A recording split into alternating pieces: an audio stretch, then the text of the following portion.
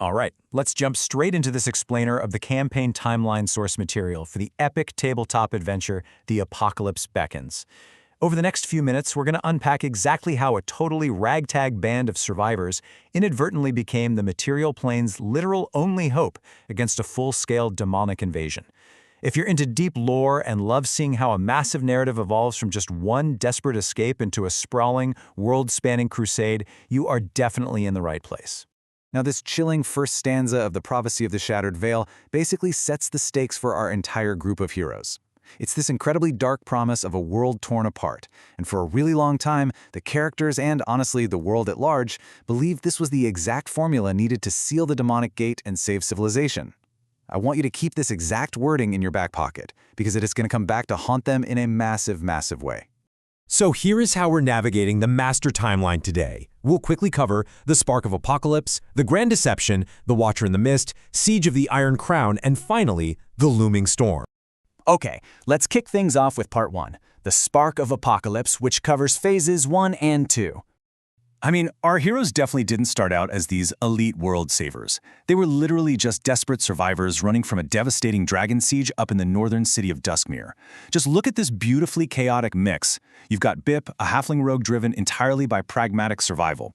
Welsies, a dwarf paladin out for divine retribution. Arthenes, a half-elf warlock who's bound to a dark patron. Aaron, a human ranger trying to restore his family honor. And Debbie, an elf wizard whose destructive magic is somehow tied to her quest for arcane culinary mastery. Honestly, they only bonded after miraculously leaping over a surging wave of dirt together just to escape a dragon cultist attack. But you know, shared trauma forms the best units. So, looking at the Master Campaign timeline, following that wild escape, they actually scattered back to their respective homes, but fate absolutely was not done with them. Exactly 3 months later, they find themselves summoned back together in the village of Thornreach to face this lingering, unnatural threat. They actually managed to track down and defeat this iron golem that was cobbled together from scrap metal and then move right on to purge these corrupted necrotic pools in the Sunspire, and it's right around here that it dawns on them the apocalypse didn't actually end with the dragons. And that horrific realization really comes down to this specific phenomenon. Right after defeating that scrap metal iron golem, this strange purple magic physically flowed out and just adhered to their skin. It's this crazy bioluminescent necrotic resonance, and it effectively branded them as the Hand of the Chosen, tying them directly to that prophecy we talked about earlier. So now they are literal marked targets carrying the entire weight of a broken world on their shoulders. Moving on to Part 2, the Grand Deception. This is our major midpoint twist. All right, this is literally a game changer. The Fellowship gets brought before the High Council in Zephyr City and subjected to a super powerful spell of truth. And during this intense interrogation, the ultimate twist drops. See, for the entire campaign up to this point, they believed the prophecy meant a willing sacrifice would seal the gate. But the truth? The prophecy was a complete deception. A willing sacrifice is actually the key to open the gate. The world's supposed salvation was a rigged game designed specifically to trick heroes into triggering the apocalypse themselves. Mind-blowing, right? Turns out the true enemy pulling all the strings behind the dragon cults and that creepy purple magic is Gormok, a greater demon desperately trying to sunder his eternal prison. Suddenly, it hits the Fellowship that their previous actions, like when Adononymous executed the corrupted pirate admiral Jack Windbeard, might have been playing right into Gormok's demonic hands this whole time.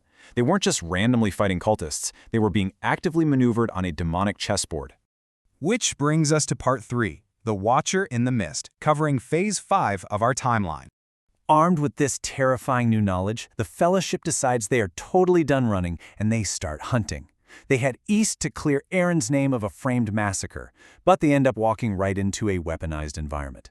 Mistwood Vale is heavily corrupted by these really specific, terrifying threats that just push their sanity and strength to the absolute limit.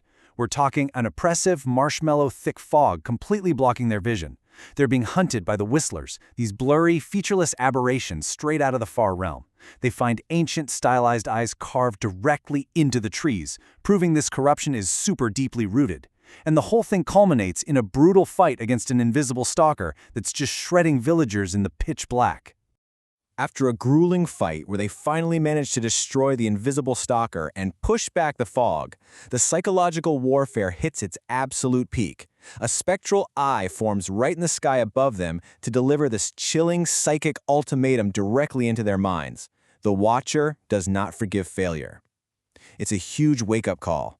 The apocalypse isn't just some magical weather-like event. It's an actual entity, and it is actively watching their every move. Okay, let's look at Part 4, Siege of the Iron Crown, which is Phase 7. At this point, the Fellowship goes on the offensive. They launch a proactive, highly coordinated crusade against this massive fortress suspended over a bubbling lava lake out in the volcanic waste of Ash Willow. And instead of trying some suicidal frontal assault across a heavily guarded bridge, Bip and the team basically pull off a tactical masterclass with a precise, four-step infiltration plan. They scale the eastern volcanic cliffs using silent chalks. Then, Adonimus baits the fortress sentries into an alley using an illusion of gold coins so they can be quietly taken out. They manage to discover a secret stairwell, and they perfectly ambush the Hand and his 4 elemental generals right in their subterranean ritual chamber.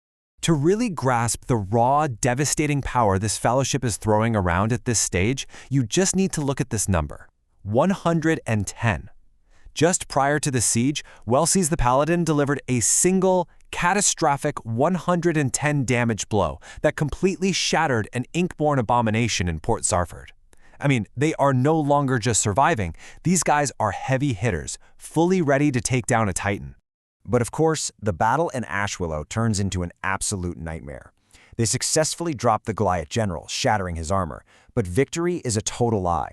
The general immediately warps into a towering, literal demonic construct made of that purple energy. Desperate, Emetenimus casts a void of total darkness just to blind the beast, forcing everyone to fight purely by sound.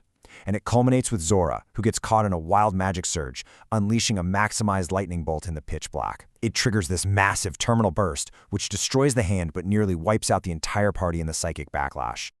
By the skin of their teeth, they survive that catastrophic backlash. And the loot? Incredible. Combining their Ash Willow relics with a massive high-stakes bank heist they pulled off earlier back in Zephyr City, their inventory is just staggering now. Aaron wields the legendary Oath Bow. Welsis is completely encased in magically reinforced adamantium plate. Adaminis is rocking a ring of evasion to dodge lethal strikes, and they've even got their hands on a highly volatile portable cannon. They are outfitting themselves to literally fight a god. Finally, we hit Part 5, the looming storm gathering forces. So, as they recover from their wounds back in Port Zarford, the Fellowship comes to a really grim realization. Destroying one general essentially just kicked the hornet's nest. Through a series of intense prophetic visions, the sheer global scale of Gormak's apocalyptic hierarchy is fully revealed to them. They're up against the Mouth, a horror up in the frozen north that's regurgitating hollowed shadow soldiers. The Eye, a beholder actually tearing the veil between worlds. The Fingers, which are the high-level cultists they've already been fighting. And of course, the Hand, the Goliath they just destroyed. It is a massive, highly coordinated threat that they have to systematically dismantle. And this multi-front strategy really proves just how much they've evolved. Facing a global threat like this, they aren't just 5 survivors huddled together anymore. They've become a fractured but super lethal force fighting on multiple fronts. Because while the main team assaulted the Iron Crown, their allies formed a secondary strike team and successfully rescued Aziriel the Dragonborn from a massive fire giant out in the Fire Islands. They aren't just a party, they are building an actual army. So, I leave you with this to think about. Facing a literal demon army spread all across the globe, equipped with stolen relics, and fighting against a prophecy that is actively rigged to use your own heroics against you. What would your next move be to save the world? The campaign timeline source material shows us exactly how far they've come, but that final epic battle against Gormak is still waiting.